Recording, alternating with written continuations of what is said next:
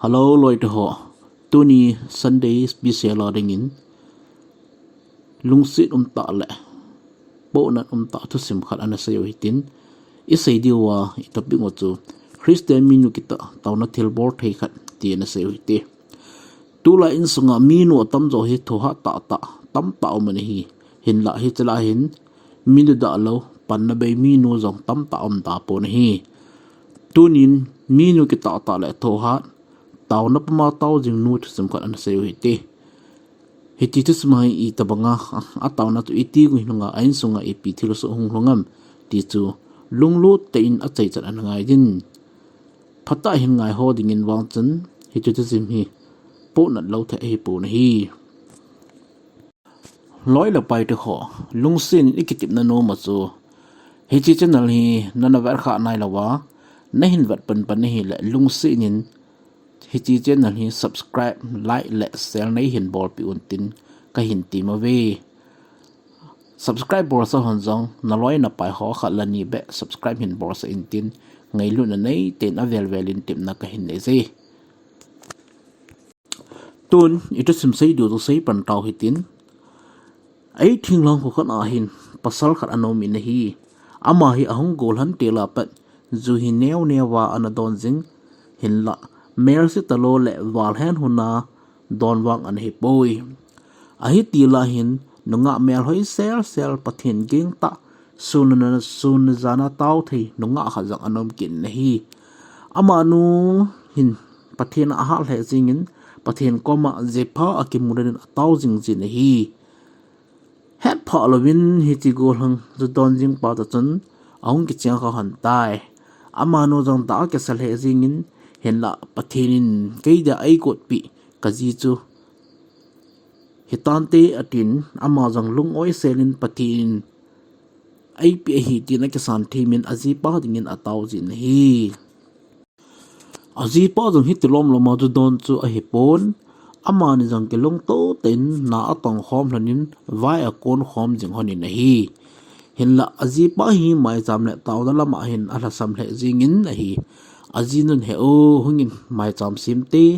Taona mang khom hi te ati je le anom ji pon na sim nom le na changin simu Taona lam hi ka hi na hi poi pathin poi hi le kanu ka pa ida apha lawa thi ham tin anom ji pon hi ajinu jang achangin atao jin hi aji chu ajipa cha tip te te ya hin le amang ni ka buina so the ji chun ajipan pathin lama hin building in chun pathin koma ajipa dingin jang atao jin hi ama pa hi anu apa hi agol han til kum som na segi alhina anu apan accident a ana thi san hi tai hi chi alung han pya pathin hi ata san lo banga hi tai aji chu pathinin kanu hi phatlawa kanu le ka pa hi aphatlawa ai la api hi atia pathin hi ana ho nom lo hi tai hi di chun pha jang ahung chi chin hi le ama ni jong kum phab je win chanu kha hin nei hon ta na hi cha a hin nei zawa ke pan hin ama pa jong aju don chu ahung kho che jingin ni si le kham jin thei ta na hi a khumi te a hi lo le hobung lam kai hon a hi lo jong le a thu ala ji pon a zo na na ma jang ajinu awan nom ta poi aji chu ama hin nunga dang a hin hela ajinu hi awan nom lo hi tai hi chi anunga he nu jong chomi pha hi pon ai ni ke ngei theina dingin najinu hi no do jingin tin asei ji hi hi chuna ma jang ajinu chu akina pi jin po jingin atin hin la amanun ka thi chana nga ka hin chen na hi tai pathian ko ma ka kitip na sa jang he tan kin nang da hlan kai langa ke le po nge atin anom ji po na hi aji chu ama chun pathina ta sana iti jong le phat kha ting le ke lama hong ke le nan te ti chu ta san ja pangdat jing hi achanu hon jong le nai lo kum kha jong hling nai lo bin apa jukham ji ting hong ke tom jin anu chu awajin pot the in nang ji in mila kala thei poi atin pha si anono jing in hi anu jong hli hul man lovin akap kap jin pathin koma ajipa lunghei na ding zoi na Taojing jin kapum pemen pati ni nga pa nunga khang dong ka hilaya jepha nei na dia ka thum chu hi chi hitam o pathin ka jipan lunga hei tha ke na nang malaba bel thini din alung thima thu hin se in tin kapum pemen pathin hi nga asuna janin atao Taojing hi hita ajipan ajinut avo ji ting achanu jang akap kap jin kap li di jingin ka kom le akap cha jin haido theiloin liu jin hi anun jong boy kap hin phar khat le na pa hi mi man tam pa hungi tho ding hi atijin achanu cha oi jin hi achanun apa amu ji ting akap le jin apa jang alung hangin koi cha ke bol na hi nimu popole kap ji na hi tin khat ve apeng zamin na hi le chapang nu jong athimil di in alo hing na win hi hitia ajinu le achanu changa so si ding ji chun anu in koten jong naji dal han hung do jing in hichkoma na cha jong dam thei pun tin nang jong na dam thei lo ding na chanu a thi lo ding nang jong na thi lo ding hi ati ji hin la ama anom ji pon phar khal le alung hei tho ding hi tin kel hamon ji hi hin la achanu ding a gel ji le among thei ji poi achanu abor china thinaman na to a kisim phat na nei le ho poi ati ji hi aji chu kachanu thi jong le so te ding hin kajipa thi ding wang apa mai atia ma hin ajipa ding hi alainat pg hi hichun ama jong ajipa din hilong pumin atao Taojing in kapum pumin pathin hinga atao suna jani natao jin hi ajipang jukham pama ong wai hun jong le alung hang ji pon phaten ana wai hun jin bo sim bi jin akisel ning phaten na bor pi jin hoi te ke le bit ke chan ajan jin hi hin la ajipa wang ake doi pon hi ajipa ahung ting ke da ding a hor jing in ajinun wang iman jang adon but pon ken api ding a go ji pon hi hita sangin chen ajipan bolin atil aborjin kun natil akon jin ajipan nu ake thor jing jin hi achanu jang apa ke tom jing he khan te atijin lomna lang ai ma sa gin saipan lo don sa jin hi aji chu achanu chu imalawa a kha ji ting le apa ke tam chu he zia ata san a tho lar ji ja chu lo don sa nom ta ai ma sa ji hi hen la ajinu jong ne la cha hol lo te hi lo jin ajipa mi mo de du jong le aman sun le sum lo na thei a lo jin nela awai hun teng bo ki hun thu jin agan thei le jing in hi ajipa jang alo sa lo a hor sa lo ai wangin ajinu koma ake phin jingin sumatum ji ting ajinu naum poi ati ngai le hi chu pan sana na nei jin na zo na sa ye tin a vo lo jin hi aji chu sum lo cho hen hi ajinun suma lo chu ne la cha cho ding achanu a vet kol ding hin agan thei le jing in hi hin la ajipa lunghan na lo ding hi po le tin sumjang a lo do chu a hom to dim jin agan thei ma jing in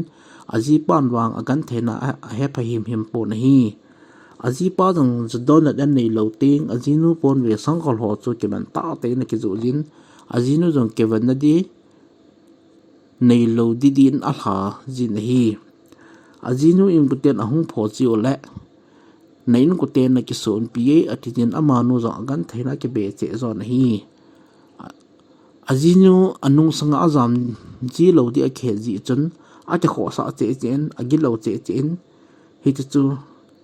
a pau me pin ajinu changa chu nan anei jin hi achanu jong ahung li tim tan amani jong nu pa banga kho ma hi lan ta lo jin cha la naw jong adang anei hun ta poi achanu wang apa amu po le ake chen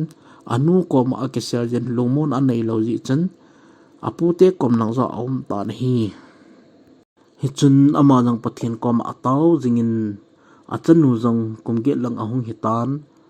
ta sadam lo na ahin nei jin phulo he lovin ahung hlojin doctor lo pi le alung chang boy ani tai doctor ho nang he ji un anu cho pho tin na phon na chanu hi anewa pat na ke cha sa jinga na su kim jing jiwa hi chin na hi ane hi tai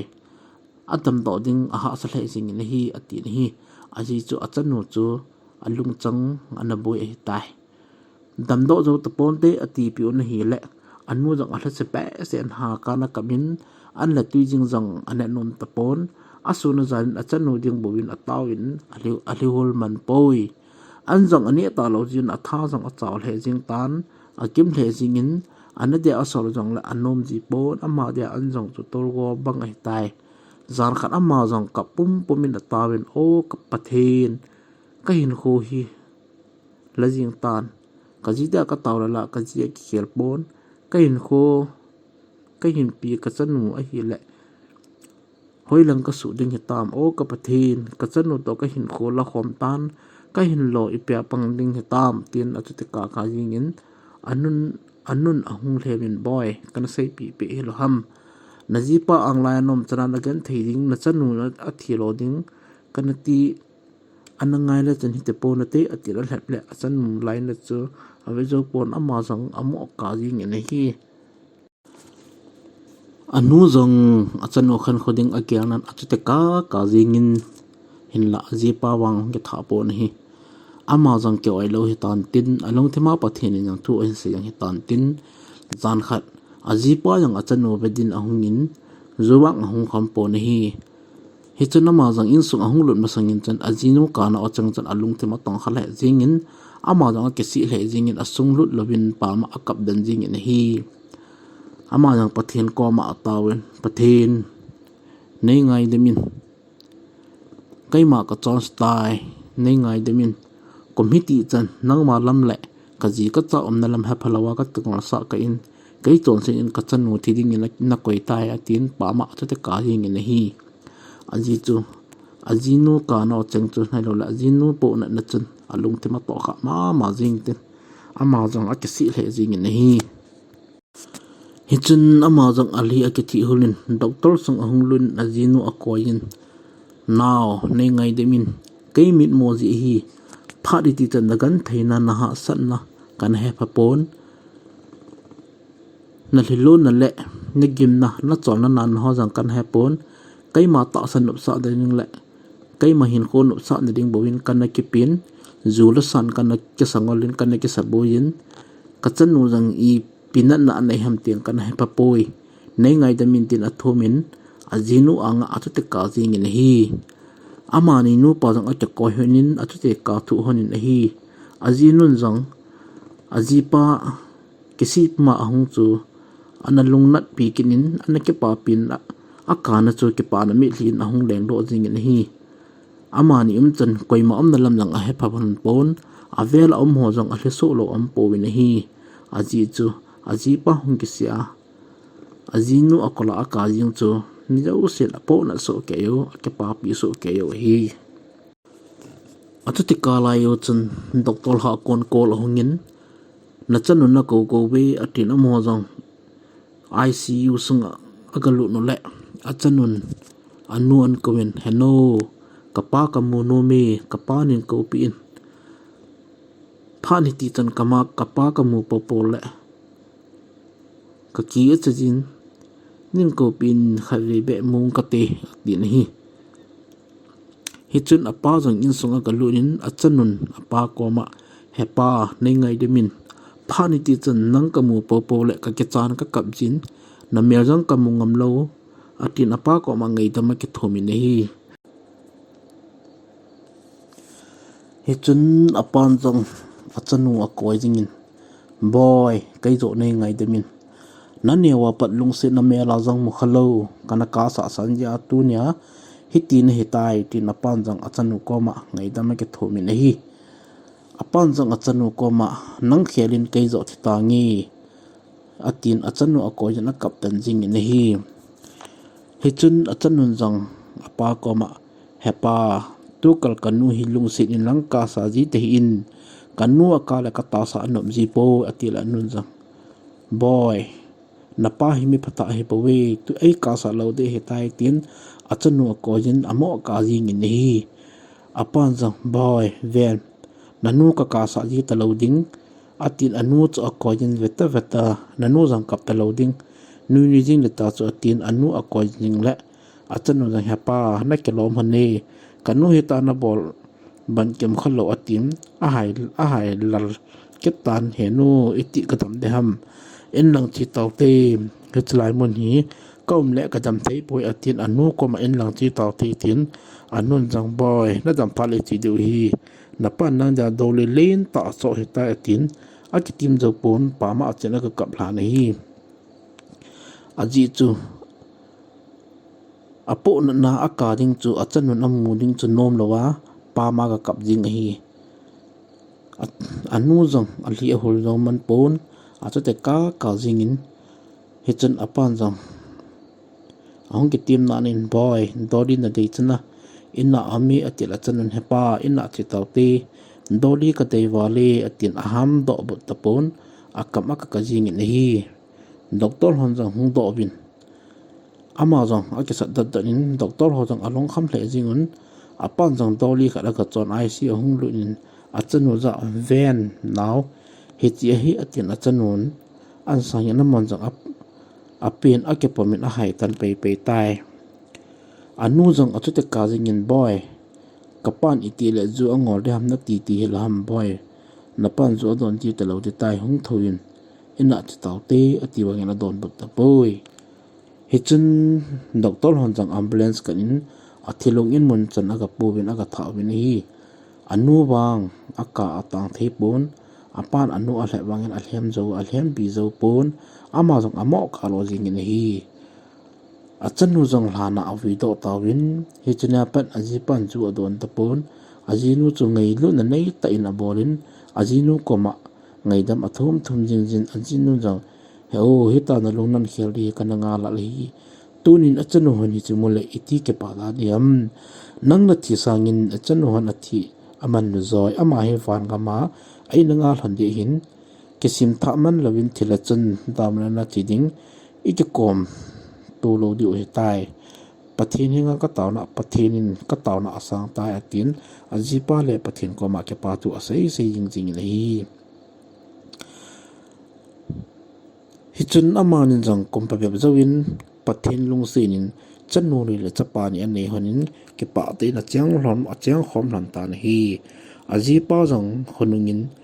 reverend hin chayin pastor na tangin mi hom tho ta le yum pa khat ong hi do ta na hi